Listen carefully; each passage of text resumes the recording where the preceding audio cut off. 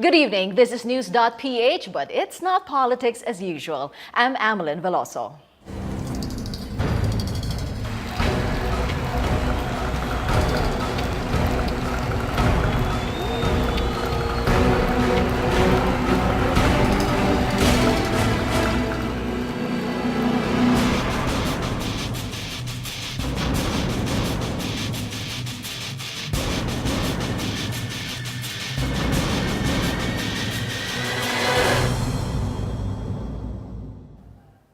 It was the, quote, greatest escape, says Philippine Military Chief General Gregorio Pio Katapang Jr. Last week, 40 Filipino peacekeepers were caught in a standoff and firefight against the Syrian rebels in Golan Heights. But thanks to the rebels' sound sleep, our peacekeepers managed to escape. United Nations peacekeepers are neutral forces helping war-torn countries in their transition from conflict to peace.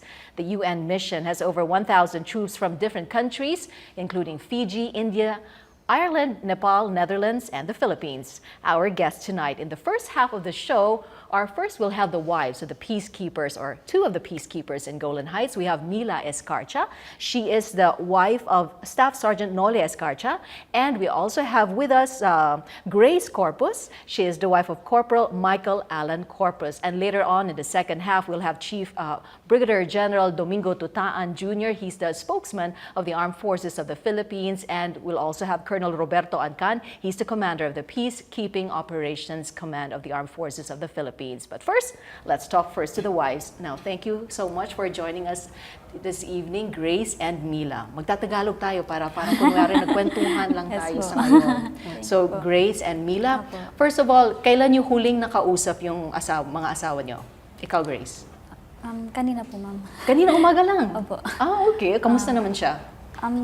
Okay naman po siya, ma'am, ngayon po. Nakakatawa na po ng nakakatawa. Nakakatawa na? Opo. Nakakapagkwentuhan na rin po kami ng maayos po. Hindi po katulad nung time na magulo po doon. Pag nag-uusap po kami, lagi po niyan sinasabi sa akin, "Teka lang, Mia," sabi niya gano'n, kasi may ganito, ganyan.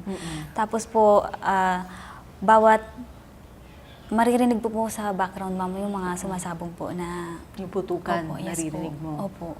Anong nararamdaman mo nung naririnig mo yung mga putukan nung time na yon? Opo. Siyempre po, ma'am, talagang takot na takot po para po sa kanila. Kasi hindi po natin alam kung ano po yung mangyayari po para po sa para po sa kanila. Kaya sabi kong ganun, lagi na lang po, sabi niya, pinagdadasal na maging safe po sila doon. Na kahit nasabing nandun na sila, kumbaga parang, ang sabi po nila, parang na-sandwich na po sila ng rebelde po doon. Sabi namin na sana makalabas pa rin po sila ng maayos po doon sa lugar na yun. Buti nakakatawag pa sila, no? Ikaw, Yes, Mila, yung asawa mo, 24 years na rin sa serbisyo, di ba? Ma'am. Hanggang ngayon ba, nandyan pa rin yung pangamba na nararamdaman mo kapag lalo't higit mga ganitong mga pangyayari? Nawala na po siya ng mga nakaraan eh. Okay na po, relax na po eh. Ito lang po dumating na kaguluhan, nasa Syria sila. Ay sa Golan Heights po. Na na naman po ako, nervous na naman ako dahil sa pangyayaring yan. Sinong nagsabi sa inyo na yun ang naging sitwasyon ngayon ng mga asawa nyo doon sa Golan Heights? Ay, nalaman ko po yung news na yun sa internet. Sa internet pa nga? Opo. Yes, ma'am. Ganon din sa'yo, Opo. Grace? Maaga pa Yes po yun, mga Oo. 7 a.m. Tapos ginawa ko po, nag-text po ako sa kanya. Sinabi ko po na ganito, may balita pong ganyan. Totoo ba na may mga peacekeeper na sabing stand-off ngayon? Yeah. Ang ginawa niya, kasi wala naman po siyang pang-reply, tumatawag lang po siya sa akin. Tumawag po siya sa akin. Sabi ko, totoo, anong balita? Kumusta kayo dyan? Okay lang ba kayo? Sabi niya, okay ako. Sabi niya, huwag kayo mag-alala. Sabi niya, okay lang ako. Sa ngayon, sabi niya, nagdiligpit kami, nag-iimpake. Aalis kami ngayon dito sa Post 68, sabi niya. Saan kayo pupunta? Sabi niya, papunta kaming Camp Pawar. Sa headquarters.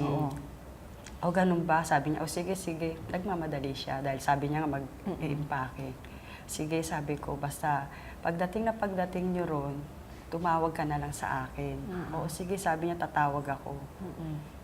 Kaya parang okay sa akin yung ganung sitwasyon. Sa Station 68 din ba si yung Yes po, husband mo, ma'am. Grace? Opo. So pareho sila. Pareho, Pero magkasama po sila. magkasama sila, pero ngayon lang kayo nagkakilala. Yes po. Kahapon lang po. Kahapon lang po. Kahapon lang. Opo, kahapon lang po kami nag-meet po sa Camp Aguinaldo po.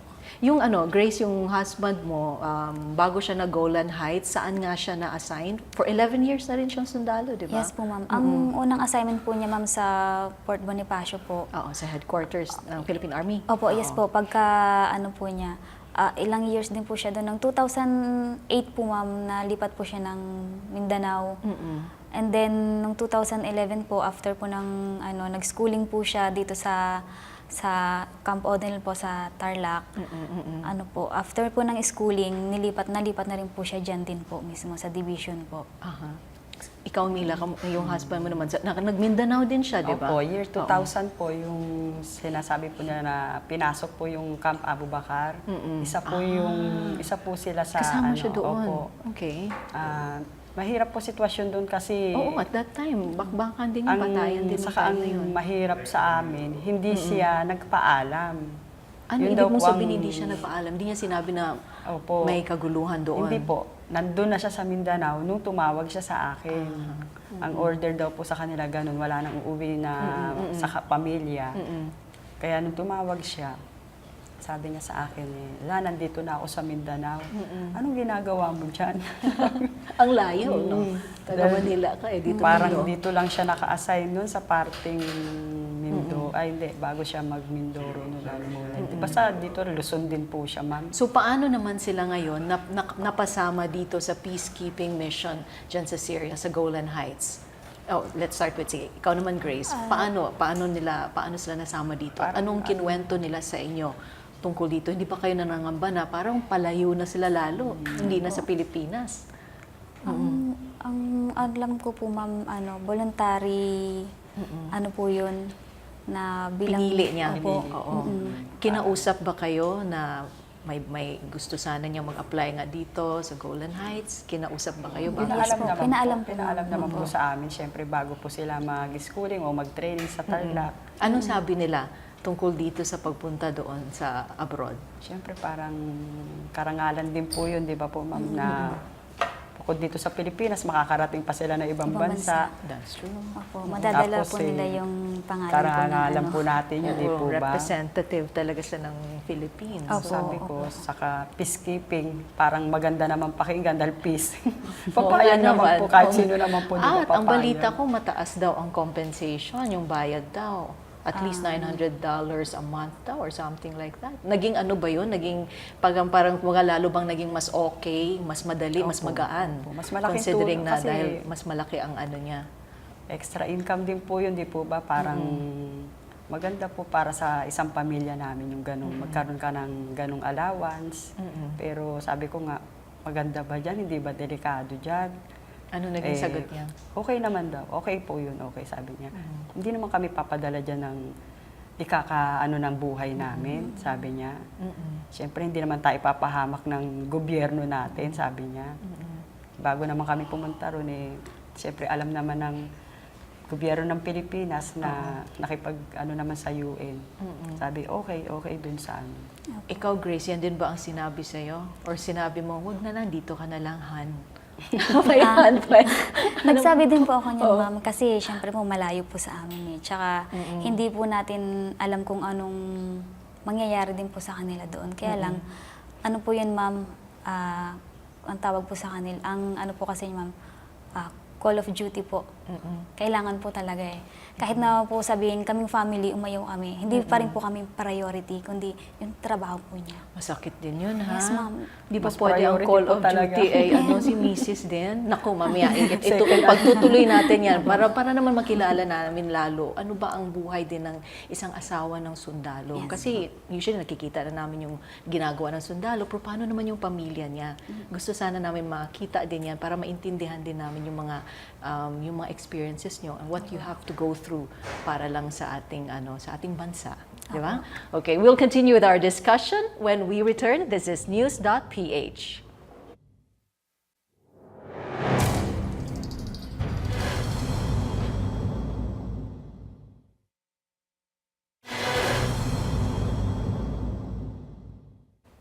Welcome back. You're still watching News.PH on 9TV. I'm Amelin Veloso. We still have with us wives of two of the peacekeepers in Golan Heights. We have Mila Escarcha and Grace Corpus. So, yun nga yung standoff ngayong napabalitaan nga namin dito. I mean, ano ba ang buhay nila doon? Ano ang kwento nila? I understand, Grace, dumating yung asawa mo doon, first batch siya nung November of 2013. Ikaw naman, Mila, nung December 7. Oo, third batch sila or third series. Ano na yung buhay nila doon at anong nangyari? Anong naging nag-iba? Lalo't higit nung last week nung nagkaroon nga ng standoff. Nung pagdating po niya doon, ma'am, ang nakakwento lang po niya, parang katulad din po dito sa Pilipinas, na meron din pong duty, magjo-duty ka sa post, magjo-duty ka po sa office, magjo-duty ka as duty driver po, ganun po. Parang same lang din po doon at saka yun dito. Pero anong nangyari nung last week?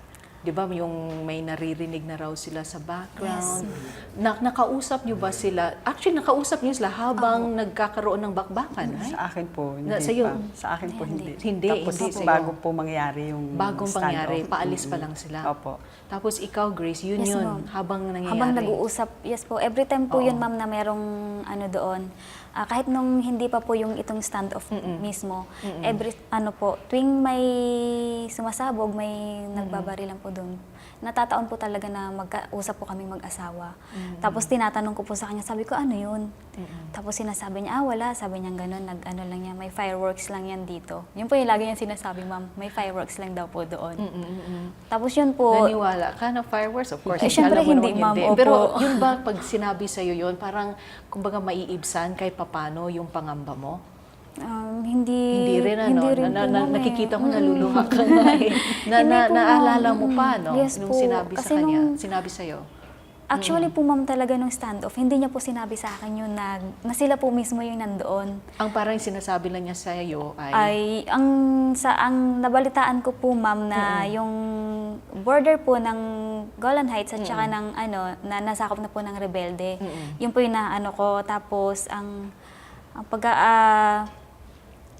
sabi po niya sa akin, safe kami dito, huwag kang mag-alala. Yun po yung laging sinasabi sa akin. Pero huwag mo pa rin kakalimutan mag-pray. Sabi niya, ipag-pray mo pa rin kami. Tapos yun nga po, ma'am, na ano ko rin po sa balita na position 68 at saka 69, yung exactly, standoff 68, po. oo. Opo.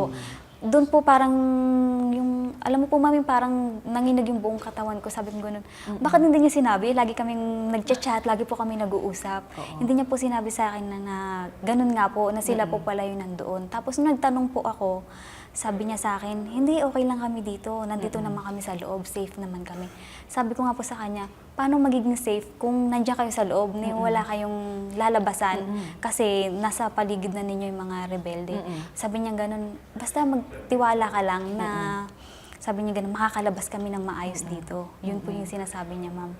Tapos po nung huling usap po namin, ma'am, ng Saturday, ang sabi po niya sa akin, nagkakapukpukan na daw po doon.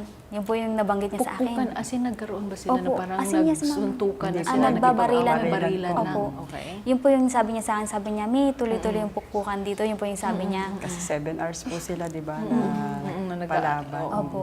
Tapos, hindi ko naman po inano yun, ma'am. Hindi ko naman po inano sa kanya yun. Basta yun lang po yung nabanggit niya sa akin. Hindi na rin po ako nagtanong kung sino o ano. Yung pag-escape po nila, nakwento ba nila sa iyo? Or ikaw, Mila, hindi rin? Hindi rin Wala po. na silang sinabi? Opo. Kasi ma'am, nawalan po kami ng ano talaga noon, yung Contact. Saturday. Opo. Hanap I mong see, contact. I see. Opo, That nawalan. must have been difficult, no? Na biglang hindi nyo na siya na-contact. Yes, Yun ma'am. po ang pinakamahirap na sitwasyon na alam namin na nandun sila sa loob. Tapos kami na nandito, wala kaming contact. Kaya hindi namin alam ko talaga kung anong gagawin. Buti na lang po nandiyan ng AFP na PKOC. Nag-text sa amin na wag po kayong mag-alala. Safe po yung mga asawa nyo. Kaya medyo na ano rin ang ano namin, kalooban. Nang mag-text sila ng gano'n sa amin. Ano naman yung, what you call that, yun, nakita nyo na, di ba, na may posibilidad na hindi naging happy yung ending, di ba? Minsan ba naku-question nyo na, alam nyo na call of duty yun ng asawa nyo, na yun yung kanyang pinili na buhay din. Opo. Pero minsan ba, nag-iisip kayo na sana umuwi na lang sila? Or kung sakali ba, let's say pabalik na sila, although I understand, hindi nyo pa alam kung kailan talaga ang balik nila, Papayag pa ba muli kayo na papadala sila abroad? Sa akin po, ma'am, katulad nga po ng sinabi ko kanina, call of duty po. Wala po talaga akong magagawa dun, ma'am, kahit po hindian ko. Siguro kung hihindi man ako, aalis na lang po siya sa serbisyo, di ba po? Kung pagbibigyan niya ako. Kaya lang po, ma'am, kung aalis po siya sa serbisyo, paano po yung hanap buhay po niya? At saka paano po yung kinabukasan po ng mga bata po? Hindi naman po, tawag dito, hindi naman po sa, yun, ma'am, na dahil yung sinasabi na malaki po yung sahod. Hindi rin po. Kasi pride din po kasi nila yun bilang... Hindi lang dahil sa malaki ang sahod. Hindi lang. Hindi po yun. Yung ganun. pride Yung na... pride bilang ikaw po Pilipino ka, syempre pagmamalaki mo po na yung Pilipinas na nakarating ka na, nandun ka po sa bilang peacekeepers po. Lalo tigit dahil ito ang nangyari sa ngayon. Yes, Ano bang sinabi sa inyo? Bibigyan ba daw sila ng parangal or any recognition? May Wala pa po nakwento ba? kaming idea dun Basta na makauwi, ano? Opo, ma'am. Yun lang Kung po. bibigyan po sila ng hero's welcome, edi mas maraming salamat. Opo, di ba po? Kung hindi, okay lang din sa amin. Basta umuwi na lang sila ng safe. Safe po. Oo, like ikaw, Makasama Nina, na namin sila. di ba ilang beses na rin naisip nyo na sana mag-retire na rin si Sir, di ba? Malapit na nga sana siya mag-retire. Kaya lang, hintayin niya na lang po ito na matapos na yung sa Golan Heights. Paano naman yung ibang pamilya naman ng ibang mga peacekeepers natin? Nagkakita na rin ba kayo dun sa ibang mga asawa or mga families? Wala Hindi pa. po, ma'am. Pero po, karamihan po sa mga asawa po na mga sundalo na nandun po, ma'am. Mga nakakaano po sa Facebook po. Nakakausap ko naman din po Ano sa to, mga may baba. Facebook ba sa mga peacekeepers or personal? Sa personal po I namin, see, I ma'am. see, I see. Opo. Kanya-kanya lang. Ngayon, friend na po kami ni Grace. Kahapon lang. Kaya May contact na po kami dalawa. Nagkakatanungan din po kung nagkakasabihan po kung ano yung mga nararamdaman nung time po na nandun po yung mga asawa namin. Yun po. So I guess, kung sakaling may ibang mission pa na kailangan ipapadala sila abroad, would you say yes again? Ikaw, let's start Depende with... po. Depende Depende saan? po sa pupuntahan nilang lugar. Yes. O anong ibig mong sabihin? Gaya po niyan sa Golan Heights, nasa pagitan po sila ng dalawang bansa na nag-aaway. Gaya po sa Syria, hindi naman po natin alam mga isip nila. Ngayon, kung pupunta po sila sa isang lugar na ang mission nila ay halimbawa kagaya sa ibang bansa na tutulungan lang nila yung mga ibang tao, yung wala po bang Walang gera, walang gera. walang gerang nangyayari, siguro. Okay yung ganung Ikaw naman, sitwasyon. Grace. Yes po, ma'am. Okay lang sa'yo? Opo, basta yun nga rin po, yung hindi magulo, ma'am. Basta maayos, maging yung safe lang po sila. Okay lang po sa akin. Nakakauwi ba sila? I mean, how long ang nila? 1 year, 6 months kapag may mission sa abroad? Gaano kahaba yung kanilang duty doon? 1 year po sana yun, di ba? Ang alam ko kasi, ma'am, 6 months lang po dapat yun. 6 months Nag-extend lang lang. sana. Extend na lang po. Pero ganyan, hindi na sila nakakauwi siguro. Hindi Talaga, po. hindi na. Mahal. First of all, it would be too expensive. Yes, But ma'am. just the same, kahit hindi sila pumunta sa Golan Heights, ganun ang buhay nyo, di ba? Yes, ma'am. Ilang beses nyo lang nakikita yung mister nyo sa isang Sa taon? isang taon. Sa akin, kung malayo po, ma'am, 2 beses lang siguro. Sa isang taon. Kapag malayo po. Ganun din po. Mila. Mahirap kasi. Minsan depende po sa CEO. Pagka okay yung CEO na pag nagpaalam sila, papayagan kahit 2 days, 3 days. Pero pagka yung operation po, talagang wala pong lalabas, walang uuwi, wala po silang magagawa. Pag sinabing walang uuwi, operation tayo, order po yun. Anong mensahe nyo naman? Anong gusto nyong iparating? Anong gusto nyong malaman namin? And at the same time, anong gusto nyong iparating sa AFP or sa mga asawa ninyo? Sa una po, nagpapasalamat po ako sa AFP dahil sa ginawa po nilang suporta sa amin na lalong-lalo na po nung panahon na wala kaming contact sa aming mga mahal sa buhay na nandoon. Sila po bali ang kumalinga sa amin, yung AFP po. Lalong-lalo na po kay General Katapang kasi sa akin po napakaganda nung desisyon na ginawa niya na sinasabi po na the greatest escape. Kasi sa isang pagkakamali po malalagay po sa alanganin sana yung buhay ng mga kasundaluhan doon. Pero dahil sa ginawa niya pong yun, naging desisyon ng Nagpapasalamat po AFP. ako. Oo. Nagpapasalamat po ako sa kanila. How about you, Grace? Yes, parehas lang po, ma'am. Kasi kung hindi po dahil sa kanila, hindi po siguro masasabing greatest escape po yung mga husband po namin po doon. Kaya maraming salamat po talaga sa AFP, sa AFP, kay AOC po. Kasi every time po na magtatanong po kami, magte-text po ako, Sir, kamusta na po yung asawa ko po na nandun sa position 68? Ayun po, automatic po, ma'am, may sagot po kaagad sila. Kaya po, kahit papano, hindi kami masyadong kinakabahan kasi alam po namin na namomonitor po nila yung kalagayan po ng asawa po namin doon. Okay. No, thank you so much for being with us tonight. So we had Grace Corpus. She's the wife of Corporal Michael Allen Corpus. And of course, si Mila Escarcha. Asawa naman po siya ni Staff Sergeant Nolly Escarcha. Sila po, ang asawa nila ay nasa Golan Heights po. But hindi pa po tapos ang ating pinag-uusapan. We'll still have more about what has been called the Great Escape. We'll learn more about the UN Peacekeeping mission when we come back. And at the same time, what are the repercussions or the impacts of what has transpired so far. News.PH will be back.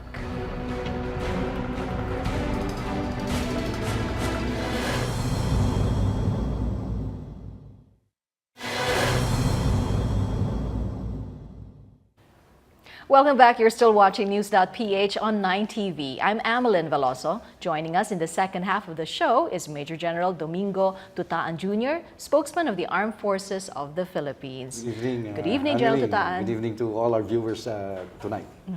Sir, I guess let's begin with what is the UN Peacekeeping mission? How did we become a part of this? Well, peacekeeping is a part of the UN Charter. It's usually referred to as Chapter 6 of the UN Charter, which is all about peacekeeping. Peacekeeping is designed to preserve the peace in areas where the conflict has been taken out. So a peace agreement probably has been made. Yes. And that's the reason why the UN sends peacekeepers to that area to Yes. preserve and maintain the arrangements as far as the ceasefire is concerned or the peace agreement is concerned. Did we also have an agreement that we will be part of this mission? How did this come about? All member countries of the United Nations are committed to these efforts of the UN as far as peacekeeping is concerned. But the Philippines is one of those who committed, and we are now known as the troop contributing country, one of the troop contributing countries. And because of that, we have manifested, our government has manifested our intent to send peacekeepers in various areas where there are UN missions or UN peacekeeping operations undertaken. And one of them is this peacekeeping contingent that we have in Golan Heights. Now, what is expected from us just to be part of this mission? Is that the only thing that's expected of course. from us? As a troop contributing country, we are committed to peacekeeping. We were sent to the area in UNDOF, or the UN Disengagement Observer Force. It is an area which we call the area of separation. It has a long history. In 1974, when Syria and Israel were at war, Yes. A ceasefire was signed. And they have agreed that there will be A ceasefire will be maintained. Yeah, will be maintained. And that there will be an area which we call the area of separation, the AOS, as normally known or depicted. It is a buffer zone. It is about 235 square kilometers in area. The farthest point, or the vertical line of here, is about 75 to 80 kilometers in length. And the shortest distance in between is about less than a kilometer, and the longest is about 10 kilometers, so to speak. So it's 235 kilometers. This area of separation, Yes. is where the UN mandate is imposed, Yes. wherein Syrian forces are not allowed to enter that, and Israel forces are not allowed that. I So see. UNDOF was organized to have this, and we are a troop contributing country to the UNDOF, United Nations Disengagement Observer Force. They are there to observe, monitor, and report the adherence to the peace What do we agreement. gain from being part of this? Well, it is Or in as a other member country, of peacekeeping course, missions? as a member country of the UN, it is an honor for each country to have peacekeepers nationwide. Does it also assure that if in times of conflict, they will also be here for us? Is that also part of the agreement? These things come around during issuances of UN resolutions or UN Security Council resolutions, which declares, I think it's them who's going to say that, okay, in this area, since there is already a peace has been brokered, in order to enforce this or able to preserve this peace agreement, let's send peacekeeping operations or peacekeepers. And that's when UNDOF comes in. I mean, peacekeeping operations come in. And member countries of the UN volunteer to send their troops. How do we choose who to send? Okay, in these for the Philippines, we have an AFP Peacekeeping Operations Center. That center is the one charged with training, also part of the selection process as far as those who will be sent. As of now, what we're sending is a formed unit. Meaning to say, for UNDOF, because a battalion-sized unit is required of, we send a unit that has, so to speak, part of the battalion of excellence. Units that excel as a unit in their assignments here in the Philippines are chosen as a unit and is the one sent. Of course, the personnel in that unit are subjected to the necessary requirements, medical, physical, and as soon as they are selected, they are trained. This UNDOF, this contingent that we have in Golan Heights right now has been trained 3 months, for 3 months prior to the deployment to Golan Heights. Yeah, is it, I mean, in our newscast earlier, we presented this report, David Santos presented a report that it's also the incentives and the benefits or the salary that they get. You cannot take away that. It's something like many actually aspire to be part of the mission. Yeah, you can take that away. That is probably a factor. But the biggest factor as a soldier, like for me, for example, as a soldier, it would be a great honor to be part of a peacekeeping unit or to be sent into a foreign country to effect the UN mandate. Just imagine the responsibility that you have. And each and every soldier probably has that ambition to be part of it, to have the honor of serving the UN mission. The other collaterals like the UN incentive allowance, that's all part of it, but that's not the primordial concern. The primordial concern probably of a soldier is to be able to serve in a UN mission, represent the Philippines, the armed forces of the Philippines in peacekeeping operations. Now, this one in the Golan Heights, how many areas are we stationed at? Because what was highlighted was Station 68 and 69. Are there other stations as well, apart from the headquarters? In the whole area of separation, there are a lot of stations that as commonly known, but these are more described as positions. There are a lot of positions that they call, it's numbered. All right. There are also observation posts, which are also numbered. Okay. Okay, so various troop contributing countries are also deployed in the area. Yes. For the Philippines, we are occupying before 5 positions. Okay. That's position 60, 68, 69, 85, and 80. 5 positions. Yes, 5 positions, and 1 observation post, which we call the OP-52. So these are the areas where the Philippine contingent has been deployed. Now, how strategic is position 68 and 69? Is it a crucial portion of the Golan Heights? If you view the area of separation, it's an elongated thing. The position 68 and 69 is in the Syrian side of the area of separation. Yes, we're showing. If you look at the map, on the left, on the right side of the area of separation is the Syrian side of the Syrian side. Yes. The left, of course, is the Israel side. Yes. So position 68 and 69 is in that area where near the Syrian area. So, because it's near the Syrian area, is it like an entry point? Oh, so it's an entry point. It's not necessarily. Not necessarily. I'm not really. I mean, the choosing of that position is strategic in a way, wherein the UN mandate is the reason why it's placed there.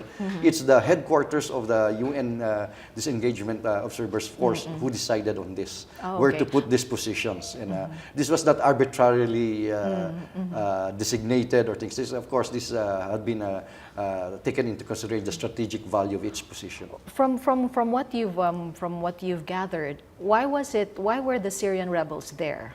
what was really their purpose? Some are saying that it was basically because they wanted to get the firearms, but some naman are saying it's because the Philippines, we actually mentioned that we would be pulling out, so the rebels wanted to occupy the area. Yeah, So what did we gather from Well, let's this so combine the far? answer here. No? Oo. The thing is that when we were sent there, we first sent our troops there in 2009.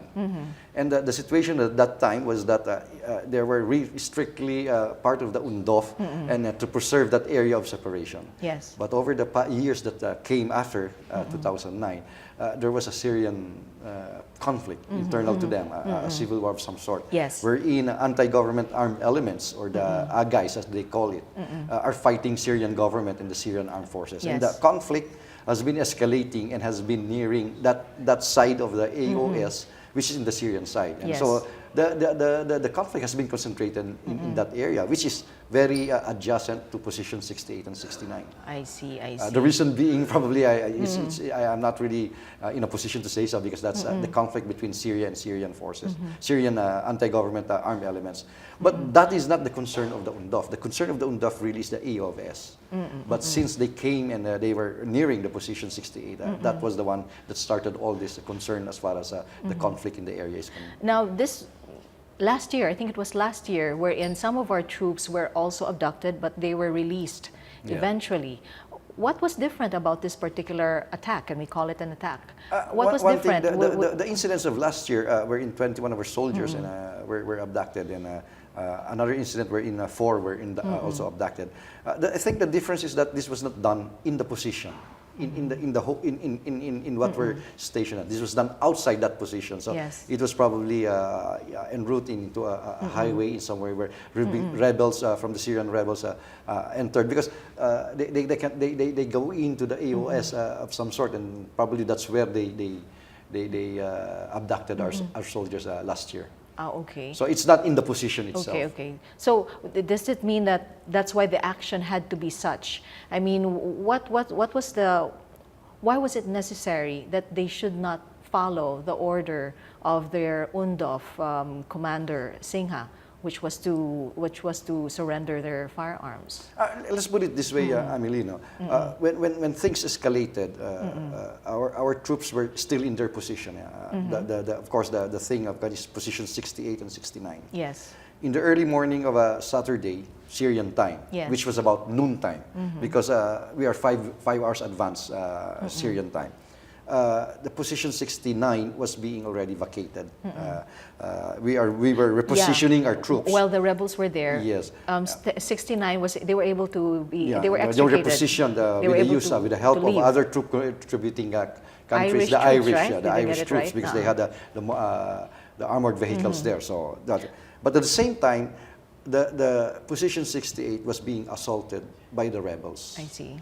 And Yeah. they had to hold their ground on the matter. So it escalated. The troops were saying that it was almost a 7-hour assault. So it was a continuous fighting between. As peacekeepers, definitely you have rules of engagement. Yes. You cannot conduct offensive operations. It's purely in the defense. Yes. Performance of your mandate. Yes. Our peacekeepers are trained to only fire when they are fired upon. I mean, in self-defense. That is part of the principle of UN, the rules of engagement. Yes. So they were in a defense in that. But the attack was growing. The assault was escalating. So it's, as I've said, it's a 7-hour thing. Were we in constant communication with our troops there in Golan Heights? Yes, yeah. In a manner of speaking, yes, because we were, of course, we were in communication with our How commander. about the rebels? Did they? No, were we there don't any have- we reports don't of have- we any don't like have they were any asking for communication yet. demands? In fact, we None. don't have really direct on position 68 itself. Position. But the thing is that it was escalating. The rebels at that time now have been demanding that the position 68, our soldiers, to surrender their firearms. Yes. And of course, that's something that we can't, in a manner of speaking. And the thing is, the rest was history. So we didn't. But when negotiations started between the UNDOF and the rebels, of course, we were Yes. not part of that negotiation. It is the commander on the ground. They were discussing this, and we were saying what would we do if we were attacked again. Of course, there were ammo expenditures and things like that. And that was the order to surrender firearms. Also, our firearms. And Colorado to that, there was an incident about the Fiji troops who surrendered their firearms earlier and were hostage. And we didn't want that our troops to suffer the same fate. So let's see what will be the impact of that particular action when we come back. General Tutaan will be answering that. When we come back, we'll be back after this break. This is News.PH.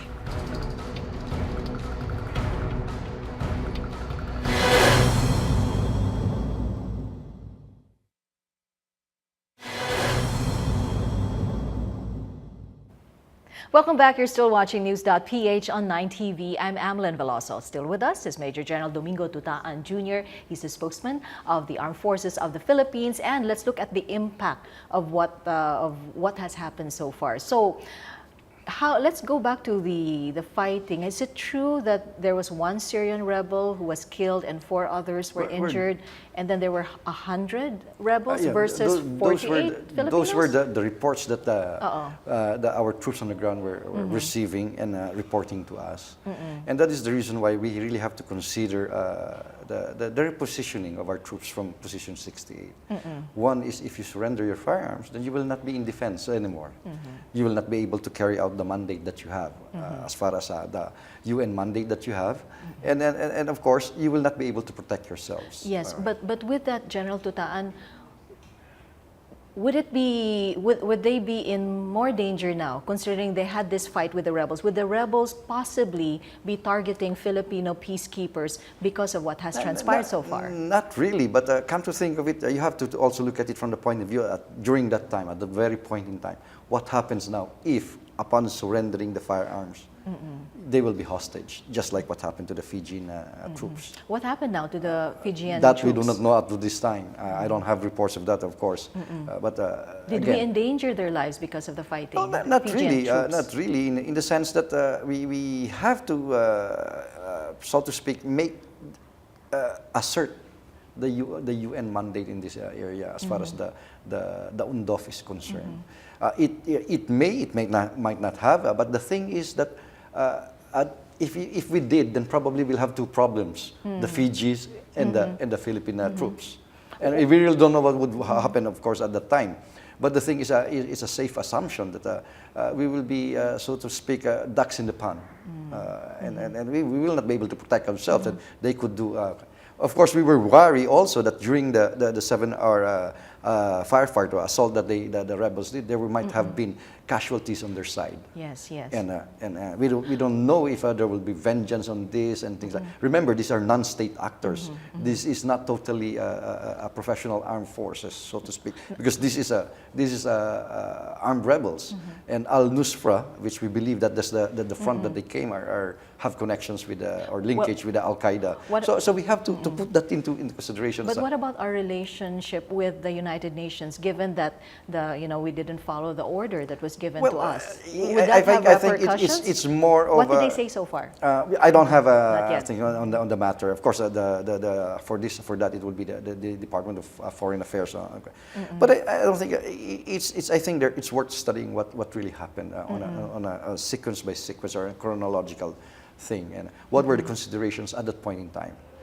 Considering it right now, probably as some would say it's defying the orders. Others would say probably that was the right thing, without really defying the orders. But we have to look into everything. What of the rules of engagement? Is there something we should look into? You have to self-preservation, protection of yourself and protection of your unit. Should it be more? If you surrender your firearms, how will you be able to protect yourself? Because this is not the first time that peacekeepers have been attacked. Do you think that it's high time now that there has to be a change in policy, or probably to be more specific on how to react on similar cases? As far as peacekeeping is concerned, as I've said earlier in the show, that peacekeeping is part of Chapter 6 of the UN Charter. So that's clear. So it has to be taken from a higher level of the rules of engagement should be looked into also.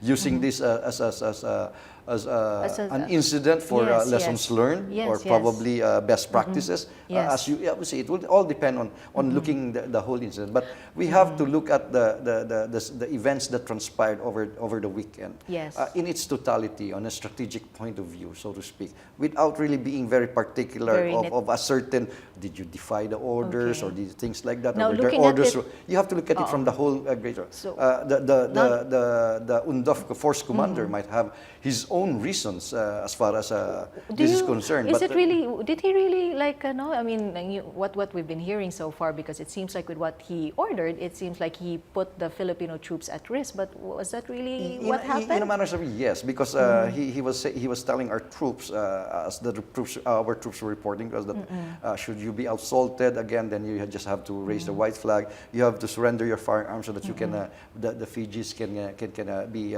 given safe passage, and you will be given safe passage. But look what happened to the Fiji. So again, you have to view it. Yes. As a military man like me, I have to look into all the angles. It's not simply saying it is right, this is wrong, this is the thing, and you have to analyze the whole situation, putting all the facets, all the things on the incident that transpired into full consideration. No, and from there you can probably look what is the best practice on this, or what are probably the lessons that we have to learn from the whole incident. So far, can you say what's the best practice and what are the lessons that we of have course, learned? I've said it's on the Ongoing part of pa the rin. AFP. We look at it. We have looked into this, the activities that transpired, to look into it. In fact, this could be doctrinalized, so to speak, from our point of view, in order that every time we could send peacekeepers, then we really have to know. Because part of the things we do prior to sending peacekeepers is training them, giving them this information on how things might happen in. Do you think we've trained them enough? Yes, of course. We They have are enough very resources capable. to send them abroad? Yes, they are. Our soldiers are trained appropriately for peacekeeping missions. But will they be sent back? I mean, we've been talking about pulling them out of Golan Yeah. Heights. Will we finally pull them out permanently? There was a indefinitely? confluence of events. When as I've said, in 2009, when we first sent, the situation was different. Now the civil war in Syria has been escalating and is nearing the areas where we're deployed. Yes. And because of this situation, the security environment has changed drastically. And that is the reason why government has made mention that we have to pull our troops. And we were informed by the Department of National Defense that we are to bring them back already. Of course, this coincides with that they are really due to be recalled. Yes. And the sending of the replacement is also due. But because all of this, we are now trying to recall them. We will not be sending any more our replacement for them. And this will be undertaken in the soonest possible time. But of course, it's not a simple pack up and go home. Yes. There are a lot of coordinations to be made, flight schedules, equipment that were But tentatively by October by they'll October, be back. at the most probably. So at the moment we don't know yet if we'll be sending, or we're sure we're not sending. As far as UNDOF is, we were directed that we will not be sending a We will not be replacement. sending. But we have other missions. Yeah, I know. Like in Liberia, we have because of the a mission in Ebola Liberia. There are a total of problem. about 112 personnel there. But they're also due for recall because of Yes. the situation of the EVD, situation, or yes. the Ebola virus disease, Yes. which is a big consideration on our Okay. part. So we are also making coordinations for the recall of our what we call the UNMIL, the United Nations military in Liberia. But So, in other missions, they yes, will we have remain in there. Haiti, we have other military observers in other posts and things like that. So they will continue. That will remain. That will Yes. remain. Now, I remember General AFP Chief of Staff General Katapang had said that we will be filing a protest against General Singha. I think. Did I get that right? I think that was not the exact That's words. not exact That's words. not- Okay. that's the What exact will words. be The thing is, done? What will he be was done saying then? that we have to look into all these things. Okay. He was asked about if he ever would want an apology on this, and he just simply said, "Let's look into the whole thing. Try to investigate." So understand to also where speak. he's coming from, why Yes, he of course, said that. The thing is that we're not fighting here with anybody as far as things go. It's just that let's look into everything. Yes. The whole sequence. Has been saying, let's view it from a perspective probably on the military doctrine and the peacekeeping doctrine.